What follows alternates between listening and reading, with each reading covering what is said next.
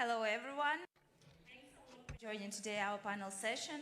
Unfortunately, I have to say that our distinguishable guest, Pradeep Khosla, is not here because he has a flight for 42 hours from San Francisco, and he unfortunately feels not well. So today we're going to run session without him, but he sent his kind, warm, and greetings to all of us, and sincere apologize for not joining us today. So my name is Amina Baykenova, and I'm a representative of Institute of Smart Systems and Artificial Intelligence at Nazarbayev University. And here today we are going to discuss one of the most critical questions for our future. It is bringing academia, innovation, and society, localizing AI for global relevance. AI is no longer a distant concept, it's a global force. But for this force to benefit Kazakhstan, it cannot be simply imported. It should be localized, trained on our data, it should be applied to our unique industries, and guided by our societal values. This requires a sophisticated ecosystem, and how to build this ecosystem efficiently and in a good way, we are here to discuss, and we have our distinguishable guests and panelists. From local academia, the source of our talent and research, we have Professor Varol from Nazarbayev University. Representing the entrepreneurial spirit that turns ideas into the reality, we have Elmira Obri, founder and CEO of Foodie AI. To speak on building the supportive environment where innovation grows, we have Leisan Akhmadullina from the pioneering hub Innopolis. And bringing a crucial global tech platform perspective on policy and tools, we have Sarim Aziz, Director of Public Policy at Meta. Our goal today is not just to talk, but to identify the connections needed to build a world-class AI ecosystem right here in Central Asia. Let's begin by hearing each of our speakers' opening thoughts. Dear Sarim, could you please open the floor of our panel session as a representative of a global technology company and share your thoughts and ideas? Thank you very much. Can you hear me now? Okay, thanks so much.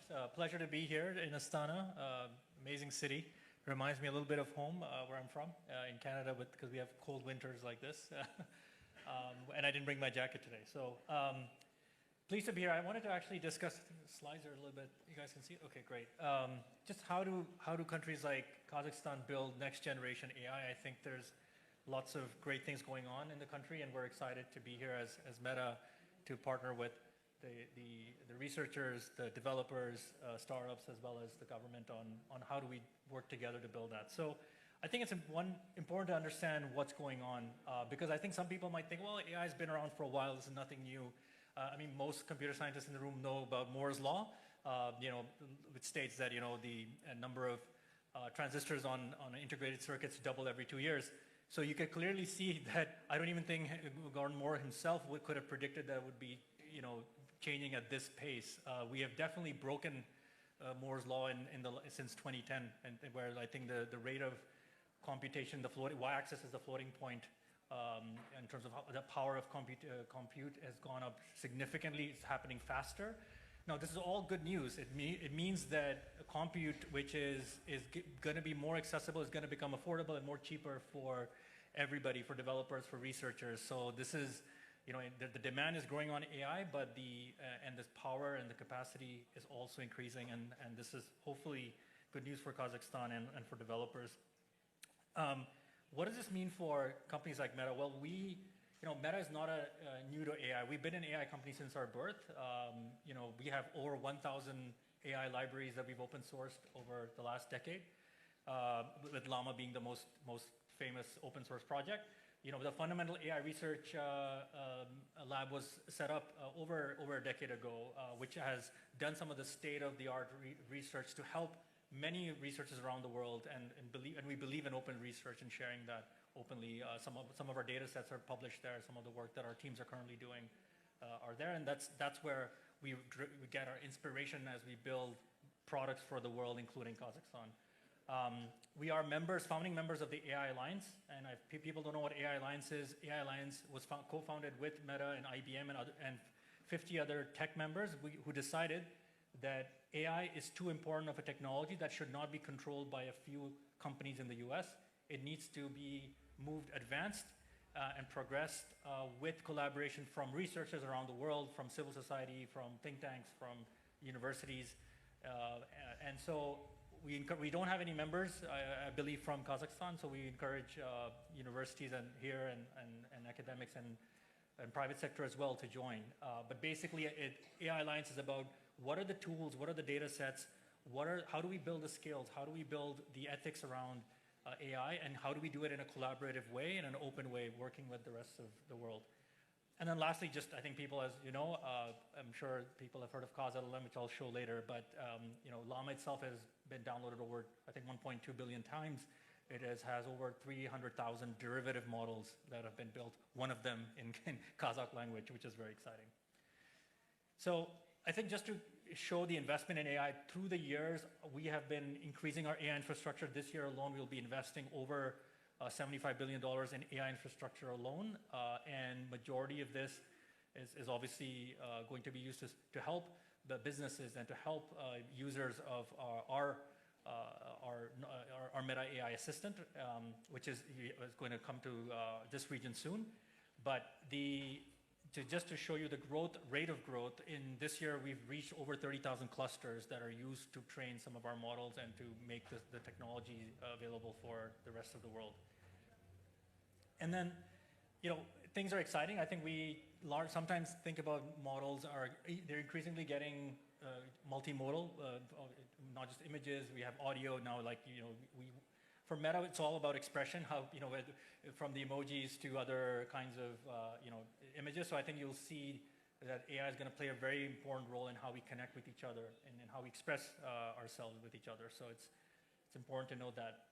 And then in the future, we believe that, you know, while yes, generative AI is very cool, we are not where we need to be. And I think there's a lot of work being done at the company, and both from the product perspective, from the research perspective, to what we call to get to, I think it's called AGI, or artificial general intelligence. We call it personal superintelligence. We believe that superintelligence needs to be personal in the sense that it should allow every user to have, it should help every user do what you want to do, right? So give you an example, like I'm currently wearing ordinary Ray-Ban glasses. These are actually Meta Ray-Bans that have a Meta AI assistant on them. So if I tell the Meta AI assistant, hey Meta, take a photo,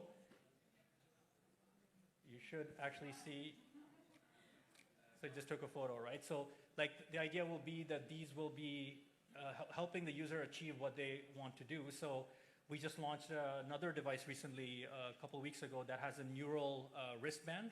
So you don't no longer, so we're so confined to interfaces that are tied to mouse and keyboard and touch. Soon you'll be able to just use normal gestures to do the things you need to do using artificial intelligence technology and many other technologies. So this is exciting. I think businesses love open source. Meta believes in open source. You know, we wouldn't be here as a company if it weren't for open source, frankly. Some of the technologies we've built over the years beyond AI have been open sourced out there, including many like PyTorch and other frameworks. But most organizations agree, this research is from Linux Foundation, that open source is crucial. It's cheaper, it's affordable, and helps companies innovate faster, including Meta. It's good for the world, it's good for the ecosystem, but it's also good for Meta.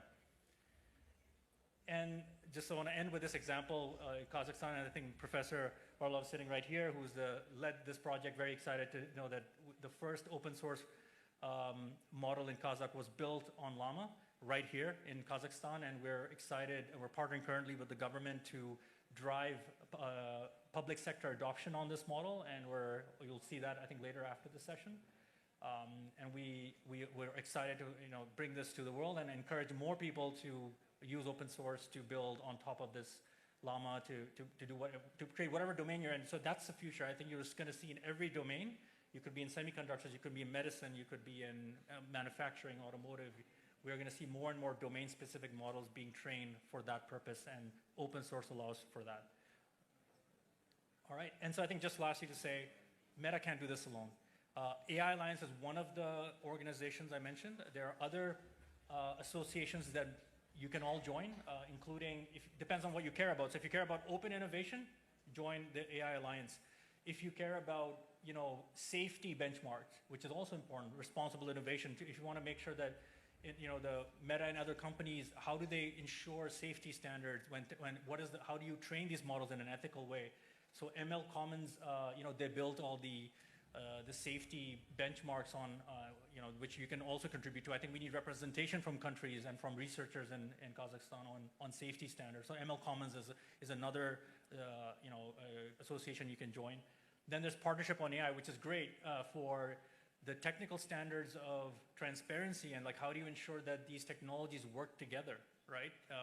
If you create a tool on Adobe, if you create an image on Adobe using AI, how do you ensure that when you look on it on Instagram, that it's able to understand that this image was created using AI? So that's where industry is coming together to ensure that we're all speaking the same language, that this is not being built in a silo. So Partnership on AI is very important, and some of the work we've done on synthetic media frameworks, on identifying them, provenance, transparency has been built on Partnership on AI. And then lastly, yeah, of course, our mission remains the same. We want to build the future of human connection and the technology and tools that will help us get there, and we believe that AI is going to play a very important role for that. So thank you very much. Excited to have a great dialogue and discussion.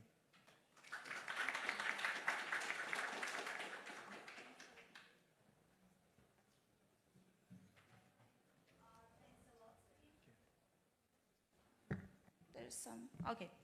And from your public policy perspective, what kind of dialogue is most productive between big tech, local innovators, and national governments to create a regulatory framework that fosters innovation while ensuring safety and fairness?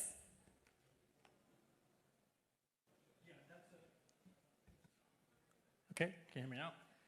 I think that's a really important question. So one of the things we did with Llama is, realize that we do, firstly, like these things are, in order to open source them, you have to make sure that when you do open source them, that it doesn't cause harm. So we put a lot of effort into testing. So just to give you an example, we do a lot of annotations and safety red teaming. But to train Llama 4, which is our most recent model, we use 30 trillion tokens, right? So there has to go through a very, very thorough, sort of process ensuring that the data sets don't taint the model, right? So that's the thing with AI is like, look, every AI is going to have a bias, right? And so you can't say that, oh, this model is unbiased. It's not possible. Every human has a bias. Everyone in this room has a bias. And the beauty of open source is, and this is where I think Khosla is a great example, like you have to pick your bias. You should have a choice to say, this is the bias that I picked for Kazakhstan, right? This is what makes sense for my domain, for my culture, for my language, for my expertise that you're trying to do. So I think open source by nature is supposed to be more secure. It's, you look under the hood, you see the model weights, you understand, you fine tune it to your abilities. We ship something called, a lot of safety tools with the model, which is Llama Guard, which is one of the models that helps to ensure that models are developed safely. You can, Prompt Guard, which helps from prompt attacks, and cybersecurity eval is another tool that helps against cybersecurity risks within the code that's generated using AI. So there's a lot of tooling that's there, but then there needs to be more. But of course, at a government and policy level, what some of the governments like Singapore have done is they're members of ML Commons. They've joined ML Commons, which is what I mentioned earlier for safety benchmarks. So I think KazaLM has benchmarks already on performance, right? So you can also create benchmarks for safety to say that these are the things that and you can then evaluate models to see how do different AI solutions and models perform against those safety benchmarks. So you don't have to start from scratch. The good news is you can start with ML Commons, and governments can encourage models to see how they perform on these safety benchmarks. And that's sort of one way we don't believe hard regulation is the right solution. If you look at countries like Europe that have tried to be very experimental with regulations, it's had a negative impact on the local economy, right, on startups. Most of the funding for the top AI companies, 50% of this is happening in the US. But a lot of it has to do with that, how do you innovate, but create frameworks, safety frameworks that allows governments and startups and businesses to operate within the safety, within those guardrails. So the G7 has a very good framework, the G7 framework on AI. OECD has a very good one as well. but we don't think hard regulation for an evolving technology is going to solve the problem. Thanks a lot. Dear Elmira, you are the voice of the market and the ultimate customer of the ecosystem we're discussing today. Your success is a measure of its effectiveness. Could you please share your experience in developing an AI startup in Kazakhstan? Hello, everyone. First of all, thank you for your invitation, and I'm glad and proud to represent the startup seat among the high-level professors and experts across the globe. So my journey in the startup world started several years ago, and actually this existing AI-first startup started with a problem in my family. So I started to discover how can I democratize the area, and thanks to the AI, it became possible. So simply to say, I'm the CEO and the founder of the Foodie AI. It's a digital nutritionist, which helps you to keep up with your healthy eating patterns and keep yourself healthy and fit. So AI became really the tech crunch in our startup, because previously we've been using the large models like data sets, but they are just not upgraded quite often, and there are many bias also, and the data is not clear enough, clean enough. You know that before to insert the data you need to clean it up, and from the cloud of the data you need to make a data lake and then just use a data set. So this was a limitation for us, and then thanks to AI, when we just enabled our solution with AI, we became the AI first. And the accuracy of our predictions now more than 90%.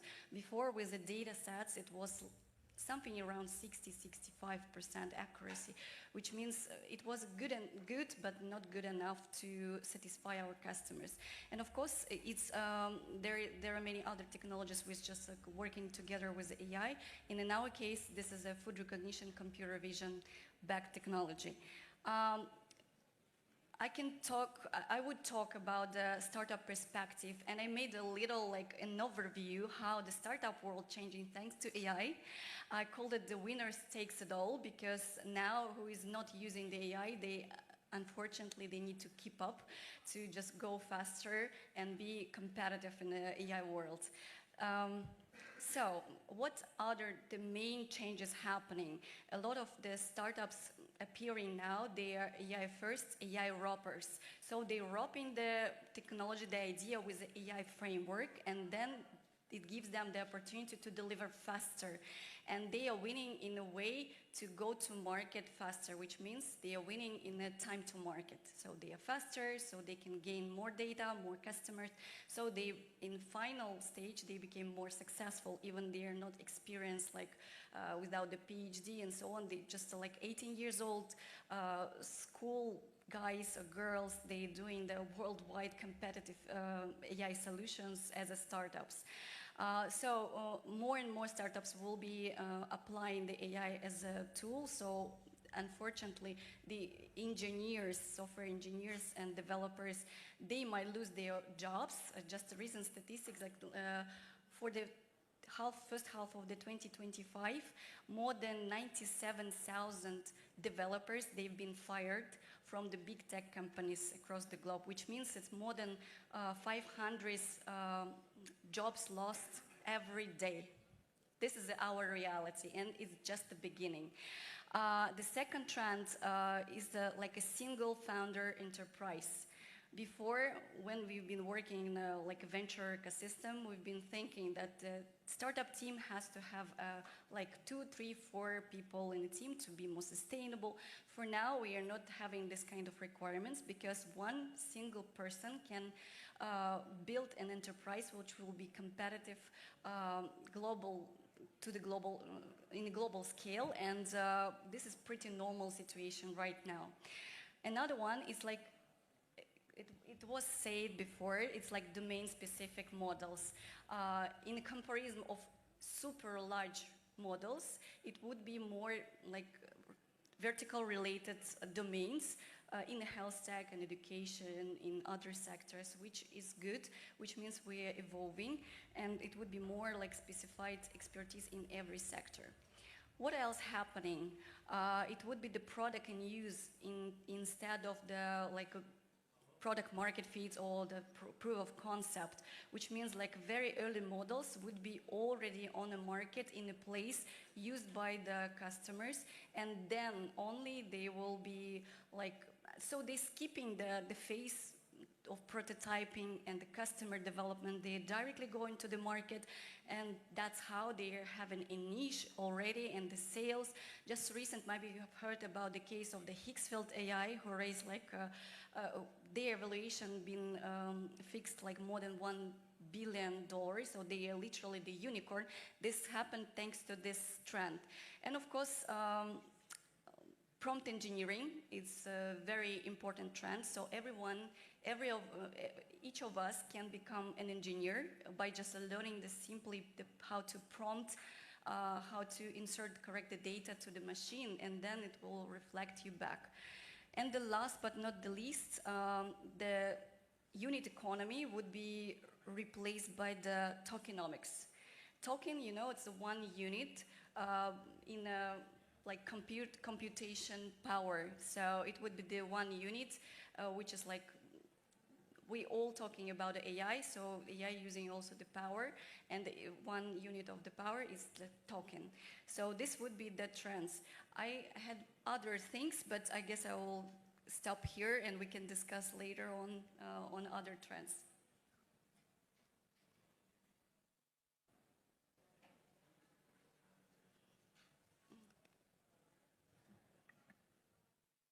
Thanks a lot for bringing your perspective as the founder and developer of AI product in Kazakhstan. And could you please tell us what was the main obstacle you have faced once you started to develop your startup in AI? Whether it was find the correct talent with the needed skills, or whether it was business environment, or whether it was local data. What was your main obstacle in that question? First of all, it was the data. We've been struggling to find the data. For instance, we needed the data set which recognized the local Central Eurasian foods, and I know that NEU is ISSAI in particular doing this. So we're waiting for when you will be releasing this open data set. We will be the first early adopters of this data set, because we really need it. The rest of the data sets we applied and quite successful, but just there is a missing middle for the Central Asian food data sets like manti, plov, lagman, and so on. So we are excited for your job and will be the early adopters. Second is like a data protection. Say like every country now to want to create, for the security reason, the sovereign models, which are like staying in the frame of the country and protected by the law and the government, because we are receiving a lot of the personal sensitive data. We need to protect it because we are accountable for this. Another thing, of course, is talents. I guess we need to educate not only the students, which our future workforce, but also the investors, because what we're facing now, a lot of investors do not understand AI first solutions. And when we're going there, present them, they are not able to validate the idea, so they are not capable to invest in AI-first startups. I guess I will stop here, because a lot of investors, if they will hear me, they will probably launch something on me, because this is the truth. Investors should be educated in AI as well.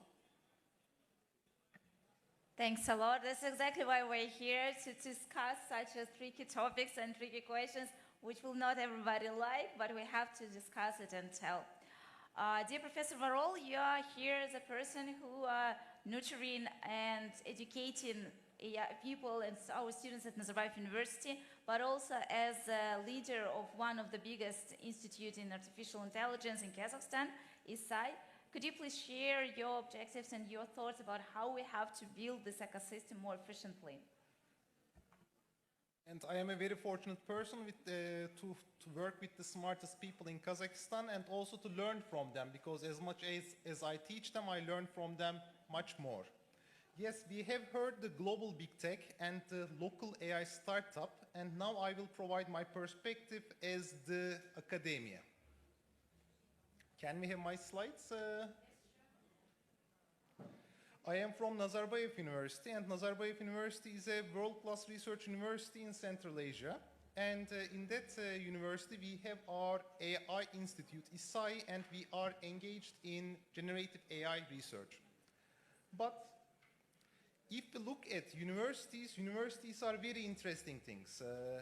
This I understand, especially when I go to graduations. During graduations, you see a medieval organization, one of the last standing medieval institutions of humankind. And this has passed the test of time for many times, for many paradigm shifts, and the universities still exist. And I always think how universities have survived this long, and I realize that whenever someone comes with a challenge, we tell we will do it. So therefore today, universities are overloaded operators. We do teaching, we do research, we do innovation, knowledge transfer, we do urban revitalization, regional development, social mobility, and even medical care. So we became actually overloaded operators, which became also quite fragile. And now there is a very big paradigm shift which will change our industry completely.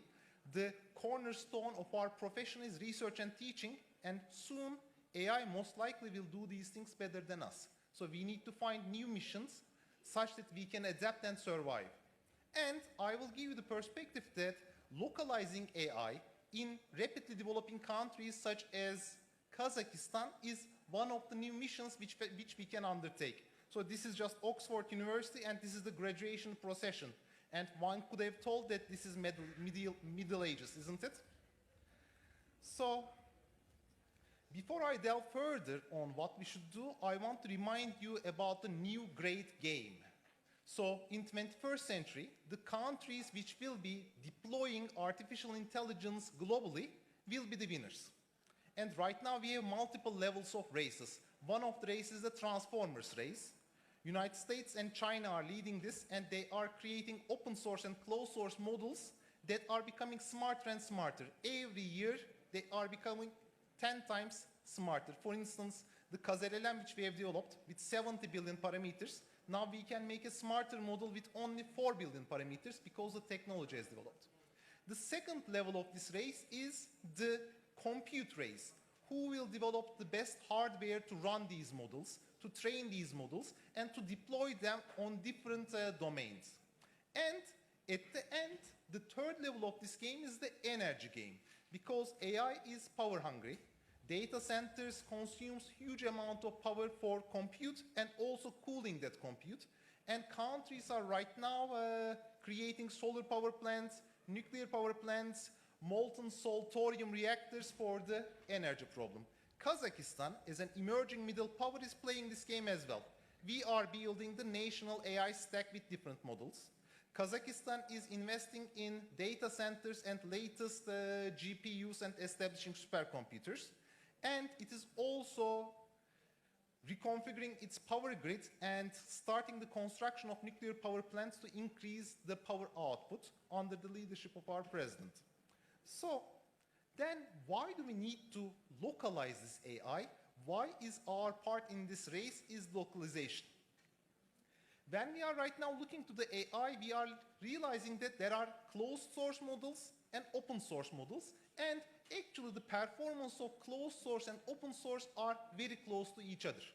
But we should then look at this performance in different domains. For instance, for English language and for North American context, models do very well. Or models from China, they do very well for Chinese language and Chinese context, their culture, their political viewpoints, etc. But if you take those same models and apply it to a localized context, for instance, Kazakh language and Kazakhstan, or Indonesian language and Southeastern Asia, their performance very significantly degrades. Then here I see my opportunity and my problem.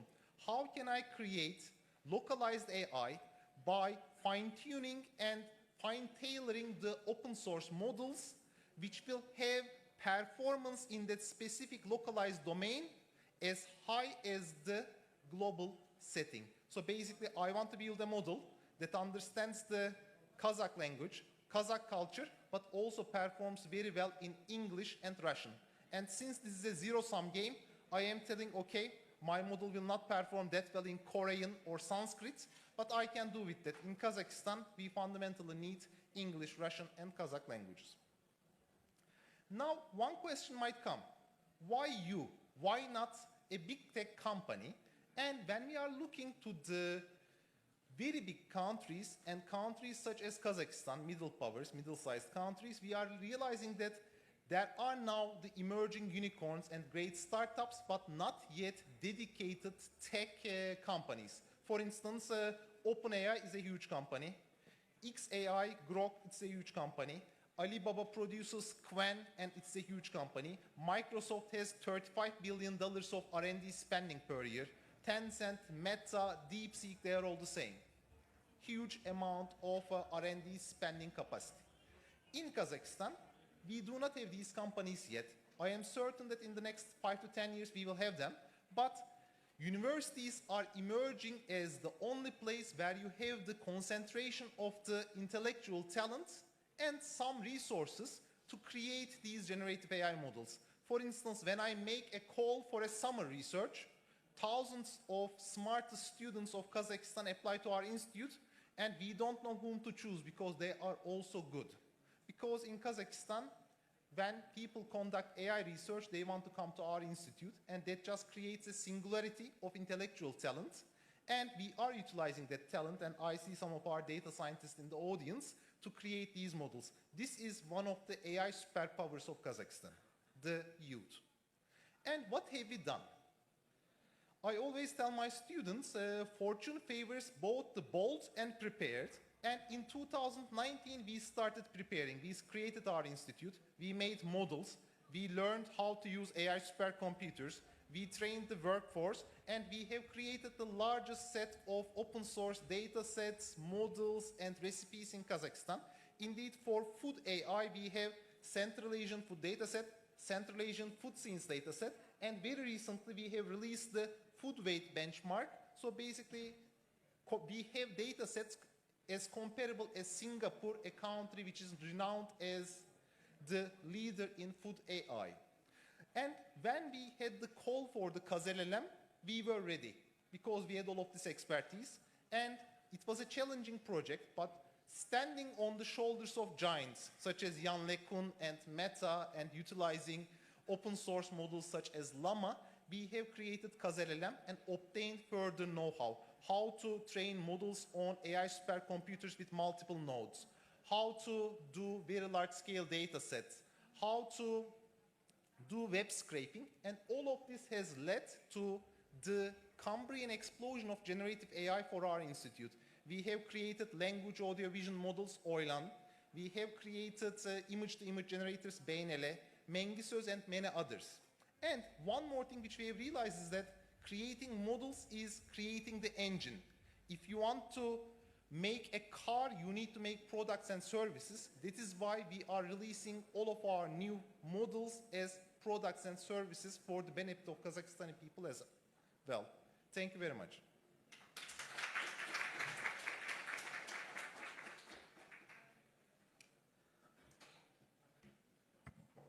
Thanks a lot. How can our universities better collaborate with both local startups, like Elmira said, and tech companies like Meta to ensure our research and graduates are globally competitive? Right, with Meta, we are already collaborating because we are using their models, their data sets, and open source research is the answer to that question, in my opinion. But whether we should open source everything what we do is another question, because Meta is a plus $1 trillion market capitalization company with lots of resources. On the other hand, research institutes in Kazakhstan, besides the regular research funding, should find additional streams of revenue and therefore make products and services as well. For the local companies, one way is also creating open source data sets and models. And right now, at least 30 different companies have told me that they are using the Kazakh speech corpus too for making automatic speech recognition models, and our data sets for text-to-speech. And another way we can help those local companies is we have our translational AI department in our institute, and when a company approaches us, we help them with their problems, and we share our know-how. So that's another aspect. And the third aspect is that we have these products and services. We have our ISSAI platform and playground, but in addition to that, we are providing OpenAI compatible, very high quality application programmer interfaces, and any startup in Kazakhstan can use our models, which are culturally tailored to the Kazakhstani context in their products and services. Thanks a lot. And dear Leisan, I think that we'll all be happy to hear your practical journey of building the physical and programmatic space where academia, startups, and corporations meet and build this ecosystem. So as a person who experiencing such an ecosystem, could you please share your experience? Hello, let me introduce myself. My name is Leisan Akhmadullina. I develop IT and AI technologies in special economic zone in Innopolis, Republic of Tatarstan. I have a 20-year experience of integration technical solution to different industries, oil and gas, medicine, government sector, banking. Thank you for the opportunity to speak here today.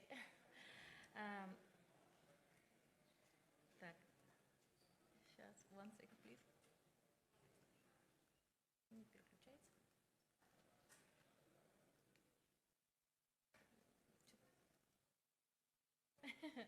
Sorry. Не переключается. In our city, Innopolis, science, business, and technology all work together to create groundbreaking products for the whole world. And AI services unite the needs science, innovation, and business into a single environment. This is a key priority for our republic and a special economic zone. Colleagues, let me start with the fact. Colleagues, let me start with the fact why topic of my speech is so important for us in Innopolis.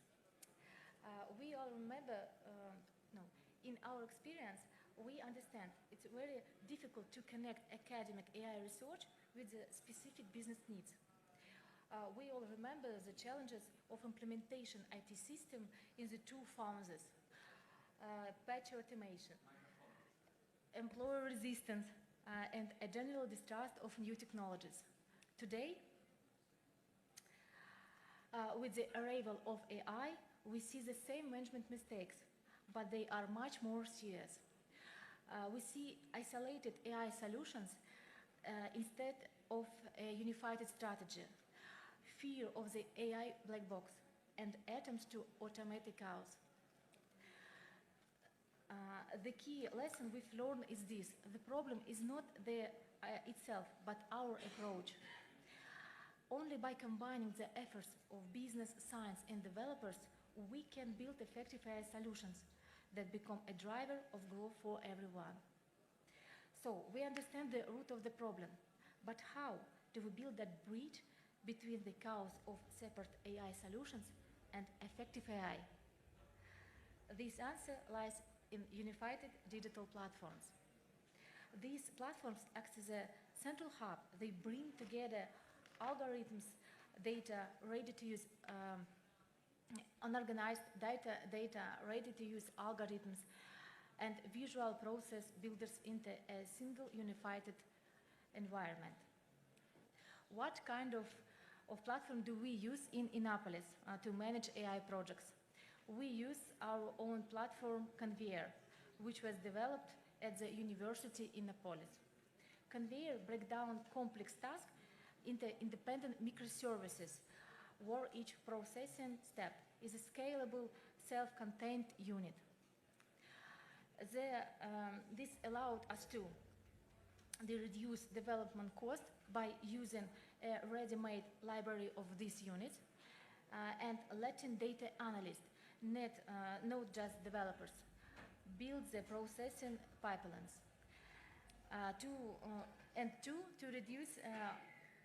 To decrease operating expenses by optimizing hardware workload. In conclusion, complex AI management it's about not one single magic model. It's about creating a standardized and manageable environment. The unified digital platform is that practical bridge connecting AI innovations for business, science, and developers.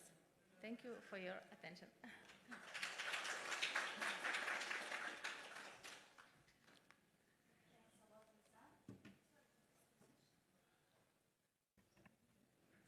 Thanks a lot, Leisan.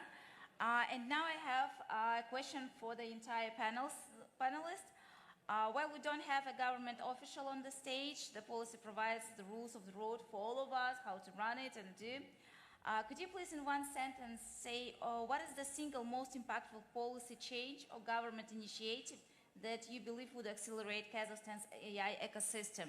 As for all of our panel session, all of our thoughts and ideas will come to the highest authority of Kazakhstan, where the highest authority will build the roadmap of how and where Kazakhstan's ecosystem will go. Could you please share your ideas in one sentence, please? Who would like to start? I'm happy to go first. I just need to wait. Okay, there we go. Still figuring out how to use the tech. Okay. I think for us it's just being a global company, and one of the things technology does is it breaks down barriers, right? So I mean, if you just think about Instagram or Facebook, one of the beauties of technology is that you can be a small business in Astana, in Almaty, Innopolis, wherever, anywhere in the world, and you have a customer base of $3 billion online at your door, 3 billion people at your doorstep, and that's sort of the power of technology and connectivity and bringing people together. Your next customer is not going to be down the street. It could be somewhere across the world, depending on what your talent, your service, your product is. So for us, it's really, if you want AI models, the future of AI to be inclusive, you want the Kazakh culture and the Kazakh values to be represented at a global level. And to me, I think the single most important thing the government can do, and from a policy perspective, is make Kazakh data sets open source, right? And there is something under the AI Alliance. Once you join the AI Alliance, one of the initiatives they have is called the Open Trust Data Initiative. It is exactly what it stands for. Like, how do we make data sets trusted so that when somebody is building the next future models, so we're talking about LLMs today, next year we might be talking about world models or whatever we're talking about, those models still will be dependent on data.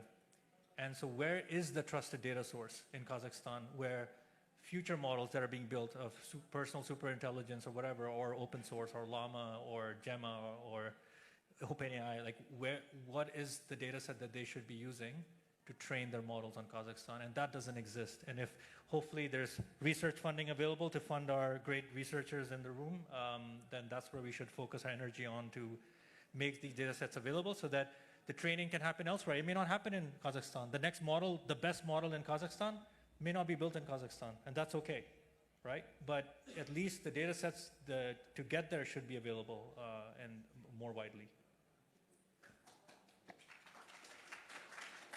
I will continue, I guess, as we started. I have several points to mention. First of all, I agree that the AI models and machine learning requires a lot of the energy. The consumption of the energy is huge, and I would like to believe that our AI transition and evolvement would be green, not just a greenwashing, but really pure and clean energy would be just supplied to the AI development. Second, the person and people in a loop, because we should not forget that AI should be helpful and work not instead of the people, but for people and with people. This is very important, especially in the crucial domains like healthcare, education, and so on. It still needs the oversight from the human. And I hope while it will be developing, it's developing very fast, it will be still needed and necessary for this smart machines. Even though they're learning from the machine to machine now, it's not just human to machine anymore, unfortunately or fortunately.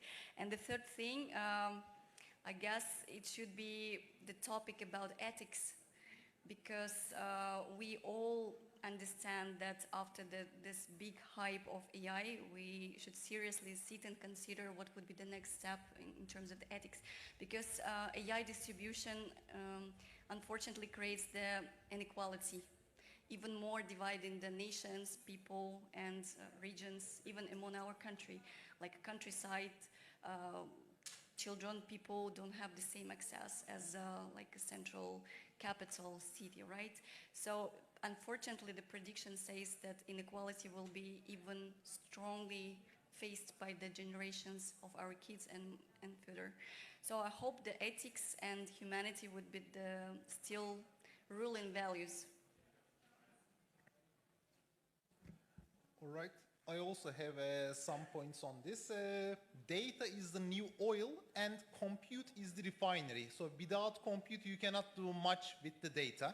And Kazakhstan has the intellectual workforce, the people who will work in the refinery. So with the new supercomputers established in Kazakhstan, the state should find ways of providing these as resources to the young researchers and young startups. This would be my first advice. And secondly, right now the new law on AI is coming, and we might be tempted to over-regulate.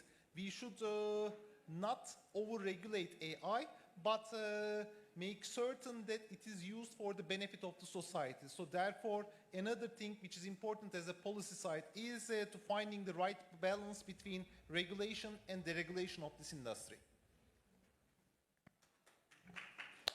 Thanks a lot. And I think we have one more question from the audience. Young lady.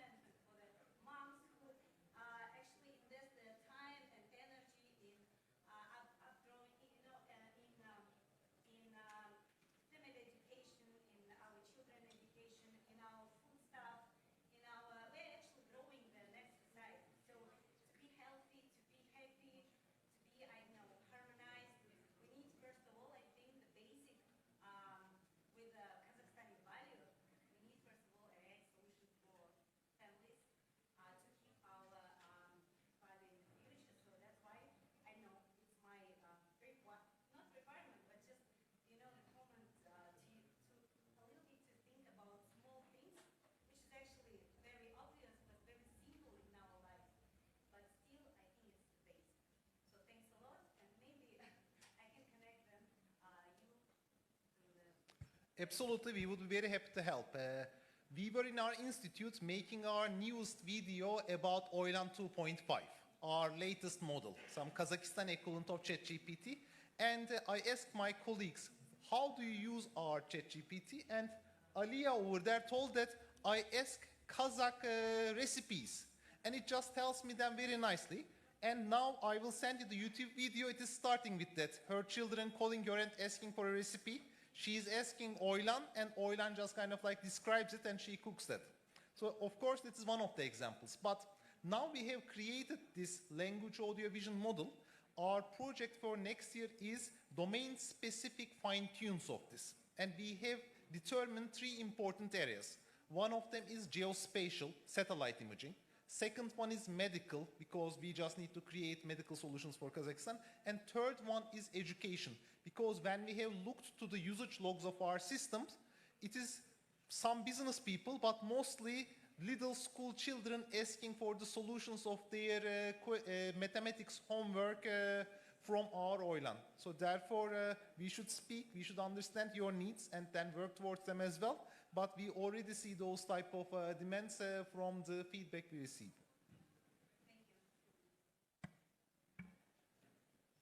Thanks a lot for joining us today. Thanks to Digital Bridge organizers to give us a place and a room for discussing such an issue.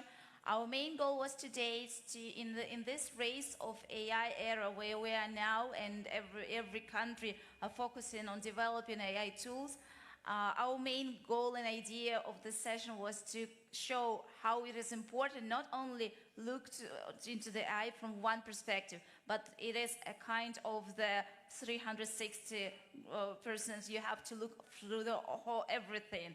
From the children, how do you nurture him? From the students, how we educate them? From the startups and ecosystem where the startups can build the ideas and grow in it, and from the big tech companies like Meta who bring us the opportunity to use the open source models. Thanks a lot for joining us today. Hopefully you enjoyed our session, and if you have any questions, you can come over and to discuss it more further with our distinguished speakers. Thanks a lot.